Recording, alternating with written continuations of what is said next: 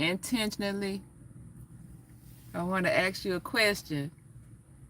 Do you see your change? Do you see a change? What do you see in your environment, in your life? Do you see your change? Thank you all for coming in and clicking on this channel. My name is Vanessa. The question is, what do you see? And I'm talking about perspective there when I say, what do you see? Because how we see ourselves or how we see our marriage, our family, our friends, our associates, anything that we're involved in, our surroundings, how do you see it? Perspective, because we can change perspective. How we see things currently dictates our attitude and it dictates behavior, how we carry out and operate. Perspective. There's no real change. There could be superficial change because you admire somebody, you're in the company of people who you feel like can help you with upper mobility, help you get to another position you want to be in, professionally, socially. However, that could be a superficial change. It's not a real change. An inward real change depends on a change in paradigm, a shift in thoughts, perspective, outlook, interpretation, understanding. And when that change happens, behavior change, attitudes change. So I want to bring you from the book of St. Luke, and I offered this over on Facebook today also. Now when he had ended, this is 7th chapter of St. Luke. Now when he had ended all of his sayings and the audience of the people, he entered into Capernaum. And a certain centurion's servant, who was dear unto him, was sick and ready to die. And when he had heard of Jesus, he sent unto him the elders of the Jews, beseeching him that he would come and heal his servant. And when they came to Jesus, they besought him instantly, saying that he was worthy for whom he should do this, speaking of the servant who was laying sick. For he loved our nation, and he has built us a synagogue.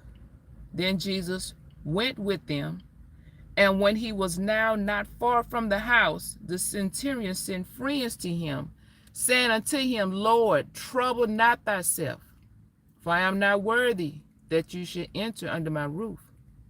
Wherefore neither thought I myself worthy to come to thee. But say in a word, and my servant should be healed. For I am a man set under authority, having under me soldiers. And I say unto one, Go, he goeth, and another, Come, and he cometh. And to my servant, Do this, and he doeth. When Jesus heard these things, he marveled at him, and turned him about, and said to the people that followed him, I say unto you, I have not found so great faith, no, not in Israel.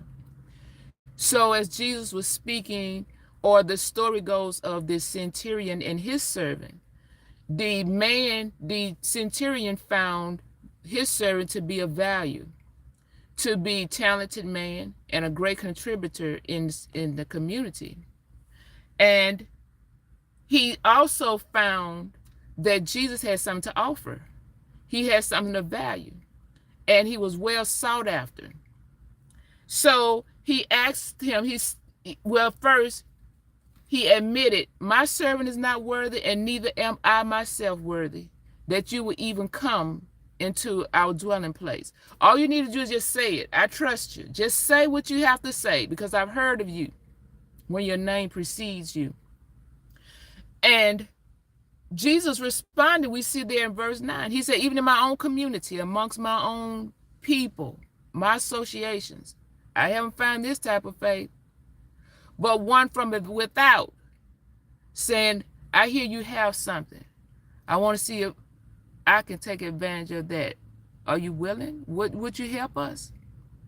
And of course he was willing. He went with the people. Down there in verse 6, he said he went. So this is perspective. That's what I opened up the video talking about, perspective. How do you see you? How do you see your surroundings? Because your perspective can be this way, And it may have been in that direction for years. But you can change it and have it go in the opposite direction. We all can change our perspective on whatever you see in your family, in your community, in your marriage, in your children, in self. That perspective can change. Because where we stand depends on where we sit. And so this, we clearly see where this centurion stands. And his faith and looking for help to help somebody who he cared for. The man was laying sick to the point of almost death.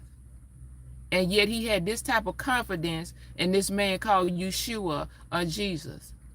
And I hear lately people call it, maybe it's Jesus, they saying, well, how they pronouncing it. And I'm going to mess it up, y'all. Yeshua Yamashiach. I don't know if that's supposed to be Jesus too, a new name. But they're still calling on the Holy Bible. So when we're talking about our behavior, we're talking about our attitude. Our perspective drives that. My paradigm, how my view of the world drives how I behave. There is no behavior change. As in Bible language, it says, as a man thinketh, so is he. So again, that's indicator, how do we think? Where are we? Where do I sit? Because that determines how I act, how I behave, how I move and navigate in my life. This is how I move because this is how I think. And I can change that, but it could take a lot of work to change that because it's not easy to change the thought process, especially if it's something that you've been groomed with from your upbringing. It's locked in there. It's kind of stuck. Now, it can be unstuck, but it's ingrained in us, right? Because that's perspective of how I grew up. Hello, you all that have come in. Thank you all for coming in to the channel. Perspective. We're talking about perspective. How do you see yourself? How do you see other people? And how do you see the world around you? It could be, I was reading something recently, and I'm doing it from recall, okay?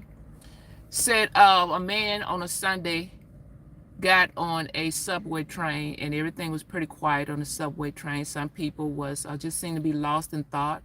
Others reading the newspaper. Some sitting quietly on the subway car and they have their eyes closed. And it was just calm environment. And that one stop, there was a man got on with his children. Didn't say the age of the children, just said children.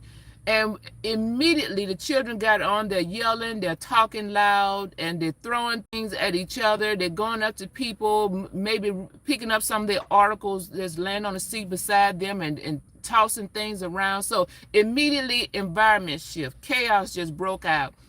But the man who got on with the children, he sat down and he just became somber and quiet, as if he was oblivious to what was going on around him and his children.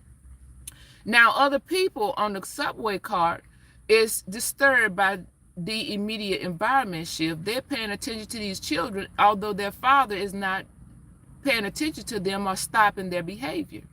And it got to the point where one gentleman asked the father or brought it to his attention, do you not see what's going on? Do you think that you can get your children under control? Because they're bothering other people's things. And the father kind of looked up as if he had just became conscious of the situation. And he said, oh yeah, I guess I should do something about it. And he went on to say, we just came from the hospital and my wife died an hour ago, who was their mother. And I'm still trying to process this. I don't know what to say. And maybe my children are having a hard time handling this too. And so the person who's telling this story, again, I read this in the article. So the person who's telling this story, he said immediately what the children was doing didn't matter. The noise they was making didn't matter. My disturbance all of a sudden subsided. And my feelings didn't matter so much no more. Because now I can empathize and have compassion upon this man and his children. So it's going back to a paradigm shift, a shift. He was in one frame of mind when he met this, encountered this family who got on this subway car. because of not knowing what's going on with them. And how could he know? It was once calm, in an instant the environment shifted. Then after hearing this man's story, his paradigm shifted in a different direction. And all of his feelings of disturbance and being annoyed, that was not so important anymore. Paradigm shift. When we shift how we see things and how we see other people, we may be able to understand a little better. Not that we should go around and just start collecting up people's information. Let me interview you. What's going on with your life? Oh, now I understand. But just use a little more compassion. Not be so fast to jump to a conclusion just from an outward observation of people, and just give a summary of their life. I know what's going on with you because this is what you said. This is how you behave, and we don't know, the truth of something. But that's not to excuse our behaviors either. We got to believe some of what our eyes see. So we're talking about the paradigm shift, and I want to encourage you all in your paradigm shift that whatever is going on in your life, it might look bad right now. It might be a disturbance right now. It may not look so positive.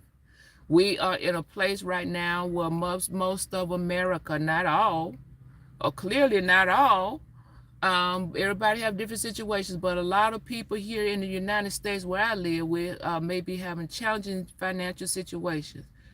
How do you see your particular situation? In some instances, what you have to do is look at the gifts and talents that's in your hand. You may have some gifts that you have not used in a long, long time, because what's going on with us right now, we're having to make a lot with little. And if we're not learning anything else, for one thing that we learn how to fight with resilience. We're picking ourselves up and we're learning how to push through. If nothing else is being gained out of this or learned out of this, we're learning how to fight through. So look at the gifts that's in your hand, talents that you may not have used in a long, long, long time, that may be laying dormant and you have forgotten about. You may have to go back and pull deep and get that talent and use that skill. Hopefully it's not something that causes your morality to fall and your values to fall. Don't compromise that to be unfaithful to yourself and to your living God. But if it's reputable skills and talents that you may see as nothing, it's small, it's insignificant. It is significant, and it can earn you some type of income. How do you see it? Change your perspective on that. Thank you all again for coming into the channel. My name is Vanessa once again, and you all take care and be encouraged.